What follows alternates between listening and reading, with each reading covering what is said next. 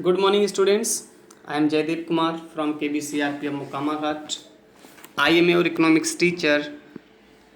First of all, most welcome all of you in online economics classes, especially those who are admitted current season and meet with me first time.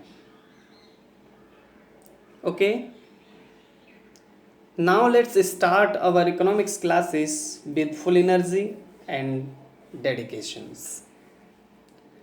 Students, in previous discussion we have discussed about syllabus of economics and exam structure of economics and basic information about economics. Okay. Students, one thing I discuss about with you, that is we discuss about economics over the subject in bilingual. Okay, means हम economics जो भी discuss करेंगे, चाहे वो भी online classes में हो या क्लासरूम टीचिंग में हो, हमारा जो डिस्कशन रहेगा वो बाइलैंग्वेज रहेगा। मींस कॉन्सेप्ट्स को इंग्लिश में भी डिस्कस किया जाएगा, हिंदी में भी डिस्कस किया जाएगा। Okay, now if you read the syllabus you observe that the syllabus of economics is divided into two parts. Means economics का जो सिलेबस है स्टूडेंट्स, उसे टू पार्ट्स में डिवाइड किया गया है, जिसका फर्स्ट पार्ट है statistics for economics and second part is introductory micro economics. Okay students, जो सिलेबस हमारा दिया गया है सीबीएसई के थ्रू, उस सिलेबस में सबसे पहले हम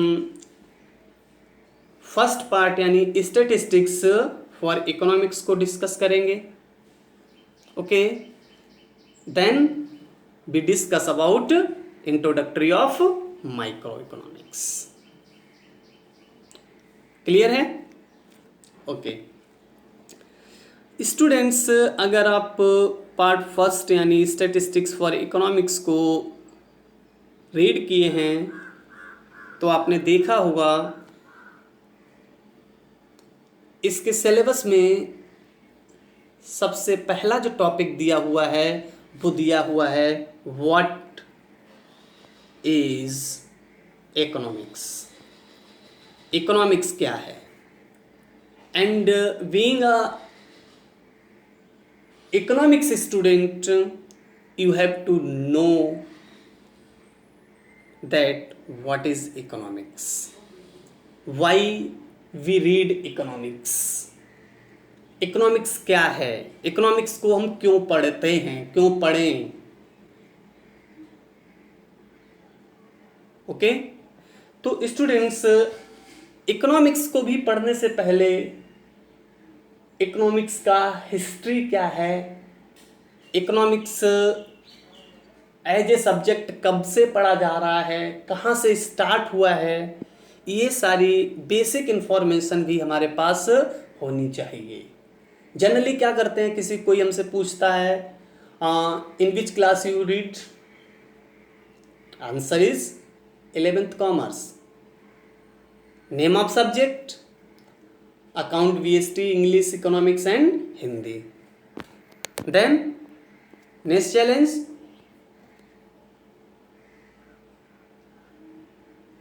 व्हाट इज इकोनॉमिक्स, इकोनॉमिक्स क्या है, या who is the father of economics. ये बेसिक क्वेश्चंस हैं स्टूडेंट्स जो हमें फेस करने पड़ते हैं, कोई भी कहीं भी पूछ लेता है।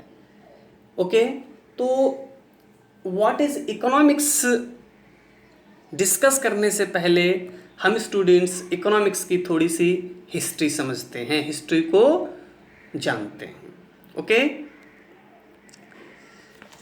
देखिए स्टूडेंट्स, यहाँ टॉपिक दिया हुआ है इकोनॉमिक्स। ओके, तो the study of economics start as a subject with Adam Smith. Adam Smith students, Scotland, आपने कंट्री का नाम सुना होगा कि यूरोपियन कंट्री है स्कॉटलैंड। स्कॉटलैंड कंट्री के एक इकोनॉमिस्ट हुआ करते थे। जैसे साइंस के जो स्कॉलर्स होते हैं, जो विद्वान होते हैं, उन्हें साइंटिस्ट कहा जाता है। हिस्ट्री के जो स्कॉलर होते हैं उन्हें हिस्टोरियन कहा जाता है। ठीक वैसे ही स्टूडेंट्स, जो इकोनॉमिक्स के स्कॉलर्स होते हैं, इकोनॉमिक्स के विद्वान होते हैं, उन्हें इकोनॉमिस्ट कहा जाता है, इकोनॉमिस्ट कहा जाता है।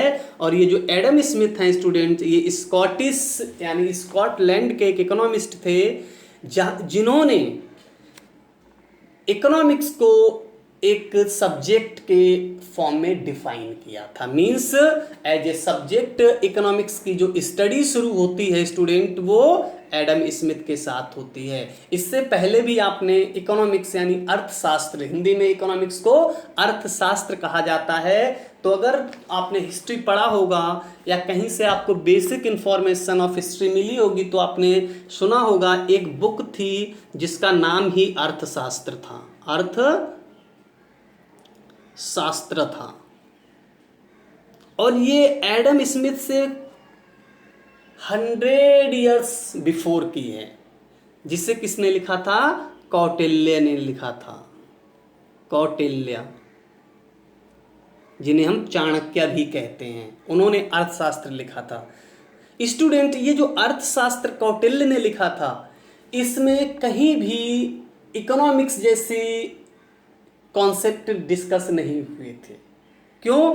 क्योंकि जो अर्थशास्त्र कौटिल्य ने लिखी थी, ये अर्थशास्त्र में पॉलिटिकल थॉट्स दिए गए थे, पॉलिटिकल थॉट्स दिए गए थे। How to rule a country, how to rule a region, what is the quality of king, what is the quality of state. यानी जितने भी थॉट थे वो किससे रिलेटेड थे? इस कौटिल्य के अर्थशास्त्र में पॉलिटिकल से रिलेटेड थे, पॉलिटिक्स से रिलेटेड। यानी ये अर्थशास्त्र पॉलिटिक्स की बुक थी, ना कि इकोनॉमिक्स की बुक थी। तो डोंट कंफ्यूज विद अर्थशास्त्र एंड इकोनॉमिक्स। ओके, तो इकोनॉमिक्स एज ए सब्जेक्ट कहाँ से स्टार्ट होता है स्टूडेंट्स? एडम स्मिथ से। और एडम स्मिथ से कब से स्टार्ट होता है? क्योंकि एडम स्मिथ ने इकोनॉमिक्स को एज ए सब्जेक्ट स्टार्ट किया था, इसीलिए स्टूडेंट्स एडम स्मिथ को फादर ऑफ इकोनॉमिक्स भी कहा जाता है। Father of economics Adam Smith. Okay, और कब से शुरुआत हुई? तो देखिए यहाँ मैंने नोट किया हुआ है, in 1776 Adam Smith publish a book named an inquiry into the nature and cause of wealth of nations. 1776 में स्टूडेंट एडम स्मिथ ने एक बुक पब्लिश की थी। आप अभी भी देखते होंगे जो स्कॉलर्स हैं, जो विद्वान हैं, जो रिसर्चर्स हैं, वो टाइम टू टाइम कभी रिसर्च पेपर और कभी बुक्स पब्लिश करते रहते हैं। और एडम स्मिथ भी एक स्कॉलर थे, इकोनॉमिस्ट थे, तो इन्होंने भी अपनी एक बुक पब्लिश की थी, जिस बुक का नाम क्या था? An inquiry into the nature and causes of wealth of nations, जो बुक बाद में फेमस हुई as a name of wealth of nations. और स्टूडेंट्स, इस बुक को आज भी वेल्थ ऑफ नेशंस के नाम से बहुत पॉपुलरिटी प्राप्त है। आज ये बुक जो पॉपुलर है वो किस नाम से? वेल्थ ऑफ नेशंस के नाम से पॉपुलर है। किसने इसे पब्लिश किया था? एडम स्मिथ ने। कब? 1776 में। और इसका फुल नेम क्या था? An inquiry into the nature and causes of wealth of nations, जो बाद में later on popularize wealth of nations. Okay, Hindi में इसी बुक का जो नाम है स्टूडेंट्स, देखिए मैंने वो भी यहाँ नोट किया है, राष्ट्रों के धन की प्रकृति एवं कारणों का अध्ययन करना, या राष्ट्रों के प्रकृति एवं कारणों का अध्ययन, और जो लास्ट में पॉपुलर जिस नाम से हुई तब वो क्या था, राष्ट्रों का धन, means wealth of nations. Okay, यानी एडम स्मिथ का जो फोकस था वो इकोनॉमिक्स का सेंट्रल पॉइंट जो मानते थे, स्टडी एरिया मानते थे, वो किसे मानते थे, वेल्थ को मानते थे। वेल्थ को स्टूडेंट्स संपत्ति कहा जाता है। क्या कहते हैं, संपत्ति, असेट्स जो आपने सुने होंगे, संपत्ति, वेल्थ, धन, मनी। इसीलिए एडम स्मिथ ने इकोनॉमिक्स को जो डिफाइन किया था, उन्होंने स्पष्ट कहा था, क्लियर वेल्थ ऑफ नेशंस में लिखा है, economics is the study of wealth, wealth और मनी। उन्होंने इकोनॉमिक्स को डिफाइन ही किया कि इकोनॉमिक्स क्या है, धन या संपत्ति का अध्ययन करना ही क्या है, अर्थशास्त्र है। द स्टडी ऑफ वेल्थ और money is known as economics. यानी एडम स्मिथ ने इकोनॉमिक्स को जो डिफाइन किया था वो उन्होंने अपनी डिफिनेशन में किस पे फोकस किया था, वेल्थ पर, धन पर, मनी पर। समझ रहे हैं स्टूडेंट्स?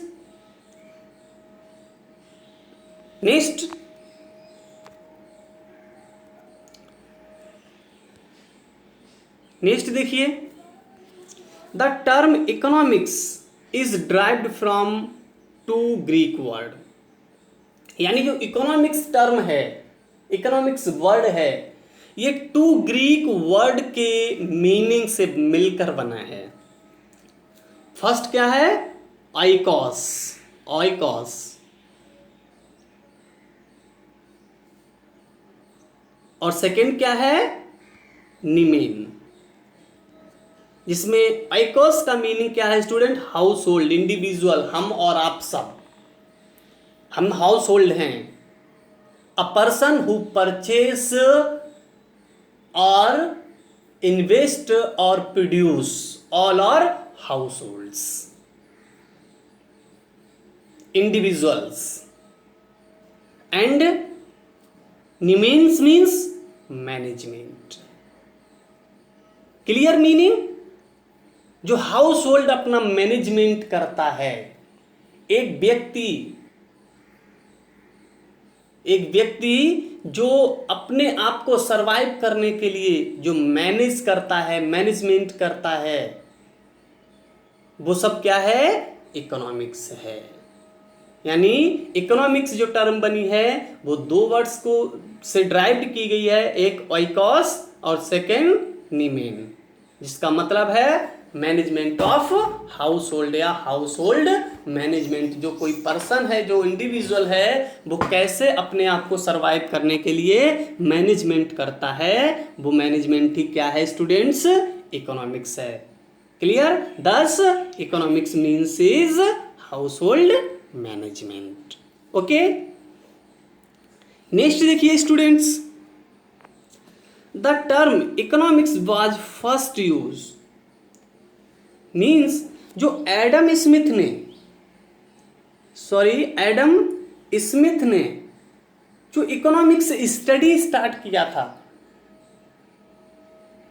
उन्होंने अपनी बुक में कहीं भी इकोनॉमिक्स वर्ड यूज नहीं किया था, कहीं भी इकोनॉमिक्स वर्ड यूज नहीं किया था। उन्होंने वर्ड क्या यूज किया था, wealth.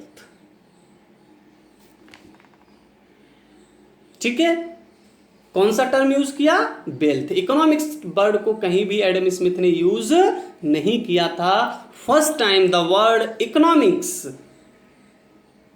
Was used by Alfred Marshall. Alfred Marshall भी स्टूडेंट एक इकोनॉमिस्ट का ही नाम है, और ये बहुत ही पॉपुलर एंड फेमस इकोनॉमिस्ट हैं, जिनका नाम क्या है, अल्फ्रेड मार्शल है।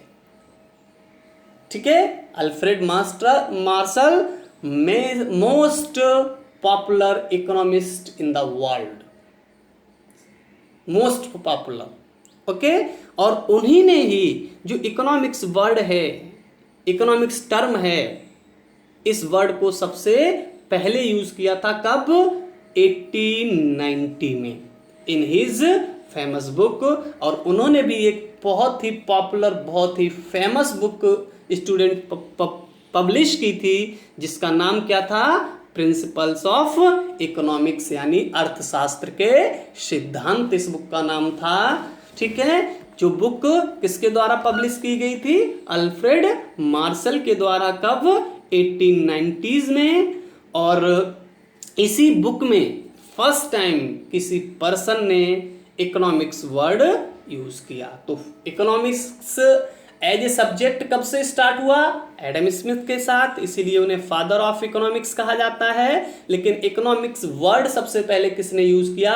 अल्फ्रेड मार्शल ने। कब? 1890 में। और बुक का नाम क्या था? Principle of economics. Okay, next. और जो अल्फ्रेड मार्शल ने स्टूडेंट्स अपनी बुक लिखी थी, जैसे एडम स्मिथ ने अपनी बुक लिखी थी वेल्थ ऑफ नेशंस, उसमें उन्होंने इकोनॉमिक्स को किस तरह से डिफाइन किया था?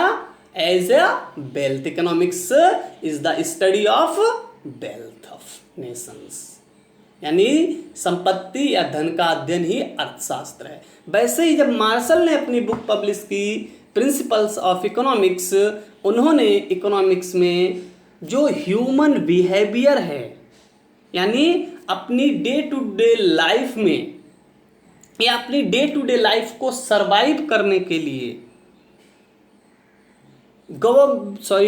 डे टू डे लाइफ को सरवाइव करने के लिए कोई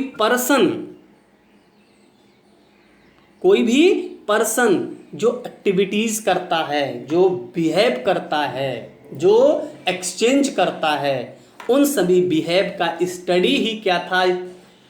इकोनॉमिक्स था। इसके अकॉर्डिंग, अल्फ्रेड मार्शल के अकॉर्डिंग। और लिखा ही उन्होंने अपनी बुक में the study of human behaviour in the ordinary business life. एक सामान्य बिजनेस लाइफ में, ऑर्डिनरी बिजनेस लाइफ में कोई ह्यूमन जितने भी बिहेव करता है, उन सभी बिहेव का स्टडी ही क्या कहलाता है स्टूडेंट्स? इकोनॉमिक्स कहलाता है। ऐसा किसने कहा? अल्फ्रेड मार्शल ने कहा। जबकि एडम स्मिथ ने क्या कहा? Only the study of wealth, धन का अध्ययन ही केवल अर्थशास्त्र बताया। लेकिन मार्शल ने इसे और ब्रॉड किया। उन्होंने कहा कि अपनी लाइफ को सरवाइव करने के लिए ऑर्डिनरी बिजनेस लाइफ में ह्यूमन जितने भी बिहेवियर करता है, उन सभी बिहेवियर्स की स्टडी ही क्या है? इकोनॉमिक्स है। ओके, तो एक इकोनॉमिस्ट स्टूडेंट वेल्थ की स्टडी को इकोनॉमिक्स बताता है, दूसरा इकोनॉमिस्ट ह्यूमन बिहेवियर की स्टडी या ऑर्डिनरी लाइफ में, ऑर्डिनरी बिजनेस लाइफ में जो ह्यूमन बिहेवियर है उनकी स्टडी को इकोनॉमिक्स बताता है। Then what is the situation? Situation of confusion कि एक्चुअल में व्हाट इज इकोनॉमिक्स, एक्चुअल में इकोनॉमिक्स क्या है। तो अगर स्टूडेंट्स आप एक्चुअल में इकोनॉमिक्स को जानना चाहते हैं तो यहाँ पर एक चीज़ मैं आपके साथ डिस्कस कर देता हूँ कि किसी भी सब्जेक्ट की एक्चुअल डिफिनेशन देना पॉसिबल नहीं। क्यों जैसे ही आप किसी सब्जेक्ट को डिफाइन करते हैं, उस सब्जेक्ट की लिमिटेशंस ड्रॉ हो जाती हैं, उस सब्जेक्ट की लिमिट जो होती है वो बंध जाती है। जबकि किसी भी सब्जेक्ट को लिमिट में बांधना पॉसिबल नहीं है। फिर भी अगर किसी सब्जेक्ट को आप डिफाइन करना चाहते हैं तो एक जनरल डेफिनेशन दी जा सकती है, लेकिन वो डेफिनेशन एक्चुअल होगी, 100% करेक्ट होगी, ये कहना ठीक नहीं होगा। ओके, तो हम भी एक्चुअल डिफिनेशन तो नहीं दे सकते हैं, हम आप कोई भी नहीं, लेकिन हम एक जनरल डिफिनेशन ढूंढने की कोशिश कर सकते हैं। ओके, कैसे?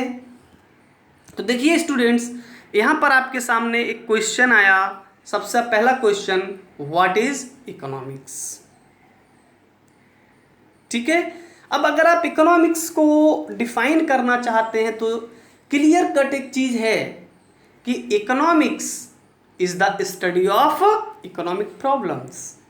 कोई सब्जेक्ट है, हर सब्जेक्ट में उस सब्जेक्ट के कंसर्न से की जो प्रॉब्लम होती हैं उन प्रॉब्लम को डिस्कस किया जाता है, उन प्रॉब्लम्स के सॉल्यूशन को फाइंड आउट किया जाता है, और कैसे उन प्रॉब्लम्स को सॉल्व किया जा सकता है, उन सॉल्यूशंस को इम्प्लीमेंट किया जा सकता है, ये डिस्कस किया जाता है।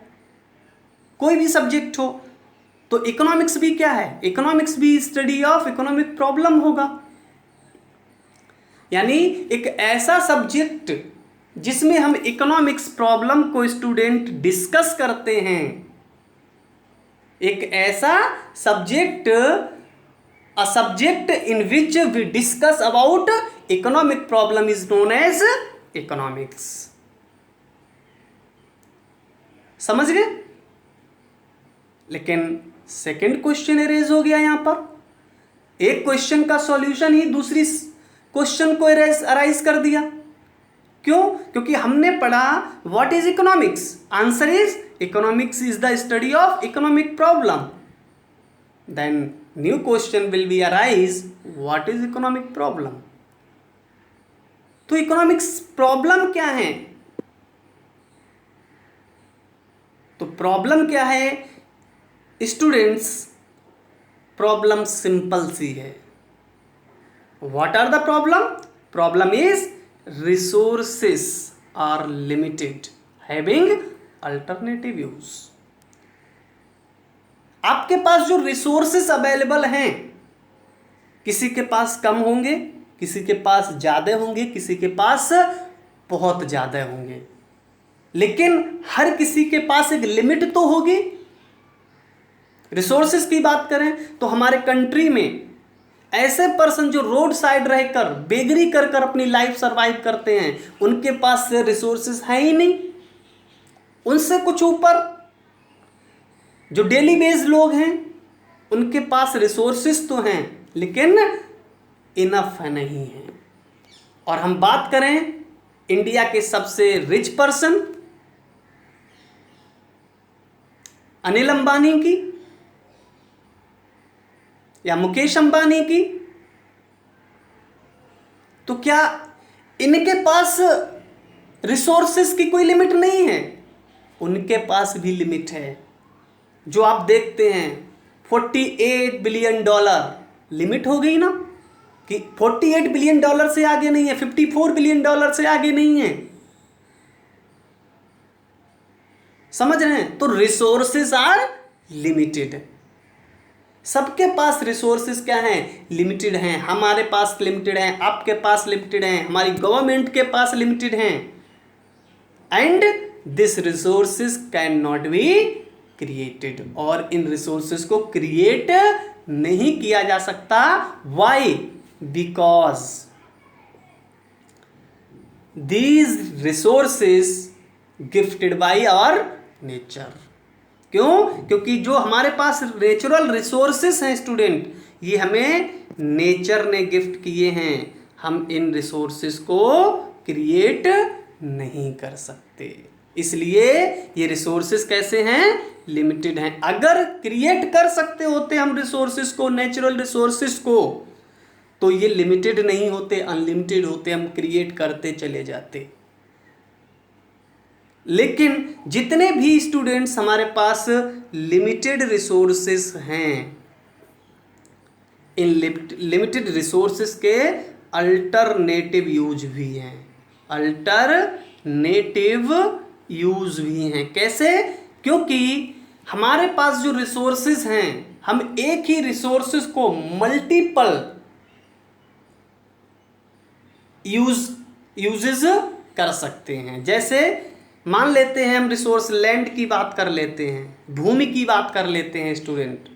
तो ये जो लैंड है ये भी लिमिटेड है, हमारी अपनी एक बाउंड्री है, इंडिया की अपनी एक बाउंड्री है, उसके बाहर की लैंड हमारी नहीं है, तो लिमिटेड हो गई और इस लैंड को क्रिएट भी नहीं किया जा सकता।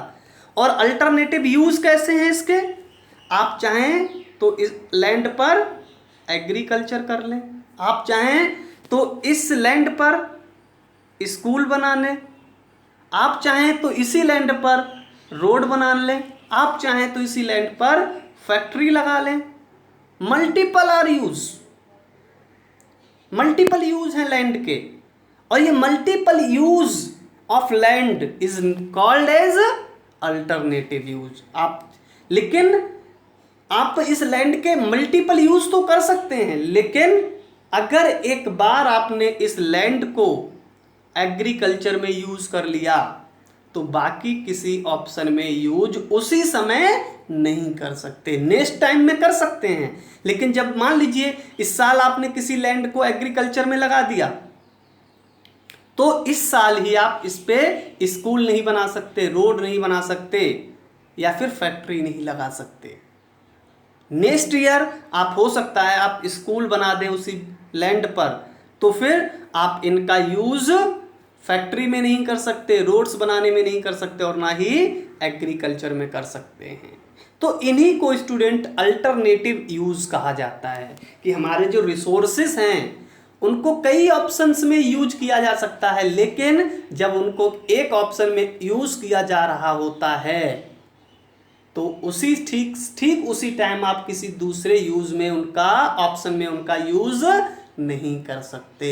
इस सिचुएशन को ही स्टूडेंट अल्टरनेटिव यूजेस कहा जाता है।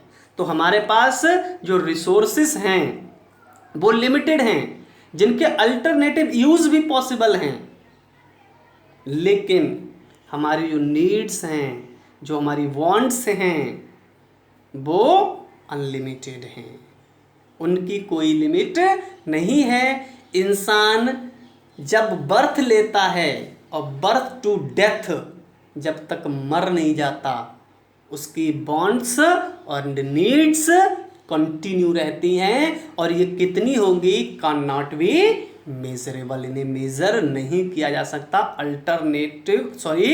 अनलिमिटेड हैं। तो अनलिमिटेड वांट को इन लिमिटेड रिसोर्सेस से कैसे फुलफिल किया जाए, कैसे सेटिस्फाइड किया जाए, यही प्रॉब्लम क्या है स्टूडेंट्स, इकोनॉमिक प्रॉब्लम है। क्यों? क्योंकि नीड्स आर अनलिमिटेड, नीड्स तो अनलिमिटेड हैं आपकी। मान लीजिए लैंड आपके पास लिमिटेड है और इसके अल्टरनेटिव यूज भी हैं, इस पे एग्रीकल्चर हो सकता है, इस पे रोड्स बन सकते हैं, इस पे स्कूल बन सकता है, इस पे फैक्ट्री लग सकती है, अल्टरनेटिव यूज हैं। और देखिए सारी नीड्स हैं आपकी, सारी नीड्स हैं, वांट्स हैं, ये सारे अल्टरनेटिव यूज हैं इस लैंड के। और आपको ये भी पता है एग्रीकल्चर में यूज कर ली तो रोड में नहीं हो पाएगी, स्कूल्स में नहीं होगी, फैक्ट्रीज में नहीं होगी, लेकिन चलाना आपको चारों हैं। तो ये डिसाइड करना कि जो लैंड के अल्टरनेटिव यूज हैं इसमें कितना पार्ट एग्रीकल्चर को डिस्ट्रीब्यूट किया जाए, कितना पार्ट्स पर रोड बनाया जाए, कितने पार्ट पर स्कूल बनाया जाए, कितने पार्ट्स में फैक्ट्री को डिस्ट्रीब्यूट किया जाए। क्योंकि हम किसी को पोस्टपोन नहीं कर सकते, सारे यूज हमें करने हैं। समझ गए? तो जो लिमिटेड रिसोर्सेस हैं स्टूडेंट्स, इनको इनके बेस्ट यूटिलाइजेशन में, बेस्ट यूज में डिस्ट्रीब्यूट करना, यही प्रॉब्लम ऑफ इकोनॉमिक्स है। How to distribute limited resources in various activities, in various alternative use, ये जानना, ये फाइंड आउट करना ही क्या है स्टूडेंट्स, इकोनॉमिक्स है। How to fulfil our unlimited wants or needs with the best utilization of limited resources who have alternative use is known as economics. Economics में हम ये जानने की कोशिश करते हैं कि कैसे हमारी जो असीमित आवश्यकताएं हैं, असीमित जो हमारी वांट्स हैं, कैसे हमारे पास जो सीमित संसाधन हैं जिनके वैकल्पिक प्रयोग संभव हैं, कैसे इन वैकल्पिक प्रयोग वाले सीमित साधनों को इनके विभिन्न वैकल्पिक प्रयोग में डिस्ट्रीब्यूट किया जाए ताकि हमें अधिकतम सेटिस्फैक्शन मिल सके। ये जानना ही स्टूडेंट क्या है, इकोनॉमिक्स है। यानी आपको ये डिसाइड करना होगा कि व्हाट टू प्रोड्यूस। जो मैंने अभी आपको बताया कि लैंड को एग्रीकल्चर में इंगेज किया जा सकता है, लैंड को रोड्स में भी इंगेज किया जा सकता है, स्कूल में भी इंगेज किया जा सकता है, या फैक्ट्री में भी इंगेज किया जा सकता है। तो ये डिसाइड कौन करेगा, इकोनॉमिक्स डिसाइड करेगा कि व्हाट टू प्रोड्यूस, इनमें से हमें क्या प्रोड्यूस करना है, क्या प्रोड्यूस नहीं करना है। ये कौन बताएगा, ये इकोनॉमिक्स बताएगा कि इसमें से सबसे ज़्यादा इम्पोर्टेंट हमारे लिए क्या है, किस अल्टरनेटिव यूज में हमें लैंड का यूज करना है। ये हमें कौन बताएगा, इकोनॉमिक्स बताएगा। जैसे ही क्वेश्चन आएगा what to produce, economics study करेगा कि what to produce in which alternative uses. अब ये तो क्लियर हो गया, जैसे इकोनॉमिक्स से क्लियर हो गया all items will be produce, सभी आइटम्स को प्रोड्यूस करना है। तो सेकंड क्वेश्चन आपके सामने स्टूडेंट्स जो होगा, हाउ टू प्रोड्यूस, कैसे प्रोड्यूस करें। कितनी लैंड, जो लैंड हमारे पास लिमिटेड है, तो हम इस लिमिटेड लैंड को इन चारों ऑप्शंस में कैसे एंगेज करें। तो इकोनॉमिक्स बताएगा कि इतनी लैंड को आप एग्रीकल्चर यूज में लगाइए, इतना लैंड को आप रोड्स में एंगेज कीजिए, स्कूल में एंगेज कीजिए, या फैक्ट्री में एंगेज कीजिए। ये स्टडी भी कौन करके बताएगा, इकोनॉमिक्स आपको बताएगा। और जब ये भी प्रॉब्लम सॉल्व हो गई स्टूडेंट्स, तो नेक्स्ट प्रॉब्लम आपके सामने स्टैंड होगी जिसका नाम है होम टू प्रोड्यूस। किसके लिए प्रोड्यूस करें। पता चला हमने रोड्स बना दिए, कहाँ, जंगल में, जहाँ कोई चलने वाला ही नहीं है, केवल एनिमल्स हैं, क्या वहाँ रोड्स की नीड होगी। कौन बताएगा कि जंगल में रोड नहीं बनाना है, रोड वहाँ बनाना है जहाँ रोड पर चलने वाले लोग होंगे। ठीक है, तो इकोनॉमिक्स बताएगा होम टू प्रोड्यूस, किसके लिए प्रोड्यूस करना है। तो आपके पास जो अल्टरनेटिव यूज वाले रिसोर्सेस हैं, इनको स्टडी करेगा इकोनॉमिक्स और बताएगा what to produce, how to produce and whom to produce, किसके लिए उत्पादित करना है।